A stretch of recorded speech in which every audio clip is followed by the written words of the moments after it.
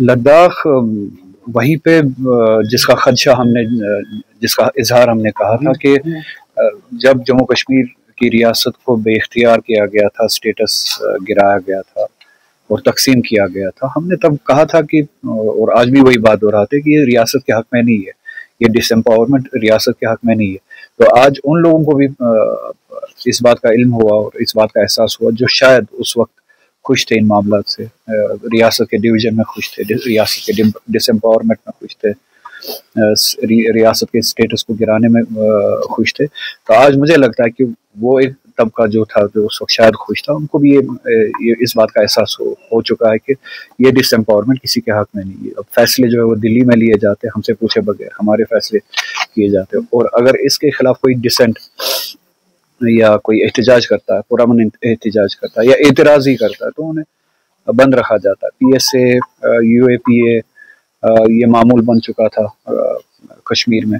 اب کچھ لوگ جو بی جے پی کے حق میں بات کرتے تھے ان 4-5 سالوں سے یا 10 سالوں سے، آج وہی یو اے پی اے اور این ایس اے جیسا لا جو ہے ان پہ لاگو کیا گیا اور اس کے تحت ان کو گرفتار کیا گیا۔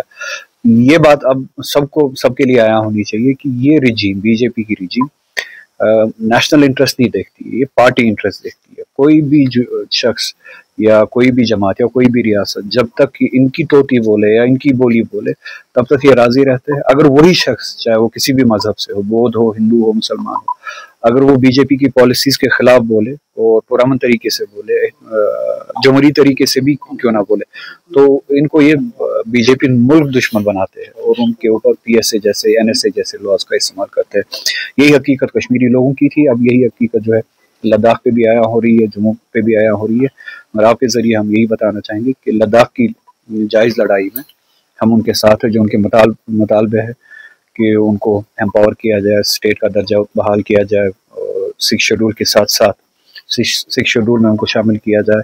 اگر ان کی ڈیمانڈ وہ ہے تو ہم اس ڈیمانڈ کے ساتھ ہے۔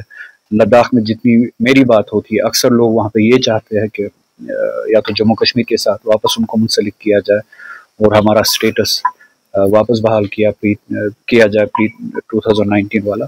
تو اگر ان کی وہ ڈیمانڈ ہے، ہم اس کے ساتھ بھی ہے۔ تو یہ ہم سب کی لڑائی ہے، اس میں کوئی کنفیوژن نہیں ہے۔ جس کے لیے مجھے لوگوں نے اعتماد دیا، ذمہ داری دی، میں وہی بات کرتا ہوں۔ اس میں کوئی کنفیوژن ہونا ہی نہیں چاہیے، نہ ہوگا، نہ مجھے ہے نہ لوگوں کو ہے۔ مجھے ذمہ داری دی گئی ہے کہ 370 کے حوالے سے، ہمارے پروٹیکشنز کے حوالے سے، ہماری آئینی گارنٹیز کے حوالے سے ایک لڑائی لڑی جائے، اور میں اس لڑائی پہ قائم دائم ہوں، اکیلا ہی کیوں نہ پڑھوں، اس لڑائی پہ قائم۔ الیکشن کا اعلان ہو جائے تو دیکھتے تیاری ابھی شروع۔ مجھ سے سوال پوچھا گیا تھا جرنلسٹ کے ذریعے، آپ ہی کے فریٹرنیٹی کے ذریعے، کہ اس طرح کا بیان آیا ہے تو آپ اس بارے میں کیا کہتے ہیں؟ میں نے یہی بات کہی اور آج بھی وہی بات دہراؤں گا آپ کے سوال میں، کہ یہ ہم سب کی ذمہ داری ہے۔ لوگوں نے اعتماد دیا ہے، بہت ساری لڑائیاں جو ہمیں لڑنی ہے، جن باتوں پہ ہمیں یہ اعتماد دیا گیا، جو لڑائی ہے ہماری 370 کے حوالے سے، ریاست کے حوالے سے، آئینی حقوق کے حوالے سے، اس میں سے ایک بہت بڑی لڑائی یا ذمہ داری جو ہمیں دی گئی، وہ جب دیا گیا اس میں یہ بھی تھا کہ ہم بی جے پی کو دور رکھیں۔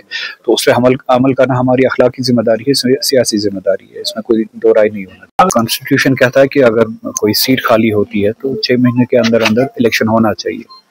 اسی طرح سے اسمبلی اگر ڈیزالو ہو تو 6 مہینے کے اندر دوسری اسمبلی قائم ہونی چاہیے۔ اگر آپ دیکھتے ہیں کہ اس رجیم نے 2018 میں جب یہاں کی اسمبلی ڈیزالو ہوئی تو ڈیلے کیا الیکشنز میں، جو کہ غیر قانونی تھا، غیر آئینی تھا۔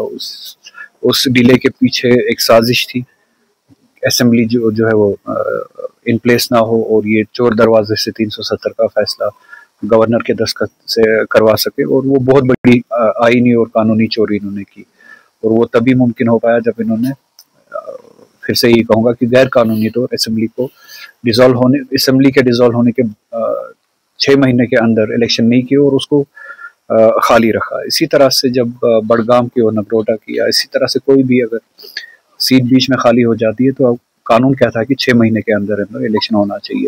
اب 1 سال سے بھی زیادہ گزر چکا ہے، بڑگام کے بائی الیکشنز کا انتظار ہے وہاں کے لوگوں کو، نگروٹا کے لوگوں کو وہاں کے بائی الیکشنز کا انتظار ہے۔ تو کل آبزرورز کے حوالے سے کوئی خبر ملی تھی کہ آبزروروں نے شاید اپوائنٹ کیے ہیں یا کرنے والے ہیں، تو امید ہے کہ بہار کے ساتھ ساتھ جو ہے بڑگام کے بائی الیکشنز کا بھی اعلان ہوگا۔ لداخ वहीं पे जिसका खदशा हमने जिसका इजहार हमने कहा था कि जब जम्मू कश्मीर की रियासत को बेख्तियार किया गया था, स्टेटस गिराया गया था और तकसीम किया गया था, हमने तब कहा था कि, और आज भी वही बात हो रहा था कि ये रियासत के हक में नहीं है, ये डिसएम्पावरमेंट रियासत के हक में नहीं है। तो आज उन लोगों को भी इस बात का इल्म हुआ और इस बात का एहसास हुआ जो शायद उस वक्त खुश थे इन मामला से, रियासत के डिवीजन में खुश थे, रियासत के डिसएम्पावरमेंट में खुश थे, रियासत के स्टेटस को गिराने में खुश थे। तो आज मुझे लगता है कि वो एक तबका जो था, जो उस वक्त शायद खुश था, उनको भी ये इस बात का एहसास हो चुका है कि ये डिसएम्पावरमेंट किसी के हक में नहीं है। अब फैसले जो है वो दिल्ली में लिए जाते हैं, हमसे पूछे बगैर हमारे फैसले किए जाते हैं, और अगर इसके खिलाफ कोई डिसेंट या कोई एहतजाज करता है, पुरअमन एहतजाज करता है या एतराज़ ही करता है, तो उन्हें बंद रखा जाता है। PSA, UAPA ये मामूल बन चुका था कश्मीर में। अब कुछ लोग जो बीजेपी के हक में बात करते थे इन 4-5 सालों से या 10 सालों से, आज वही UAPA और NSA जैसा लॉ जो है उन पे लागू किया गया और उसके तहत उनको गिरफ्तार किया गया।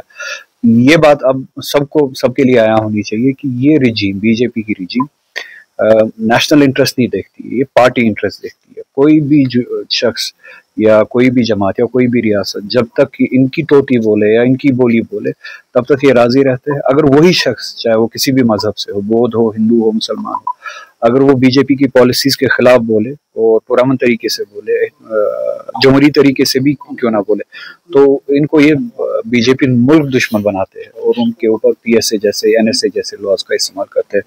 यही हकीकत कश्मीरी लोगों की थी, अब यही हकीकत जो है लद्दाख पे भी आया हो रही है, जम्मू पे भी आया हो रही है।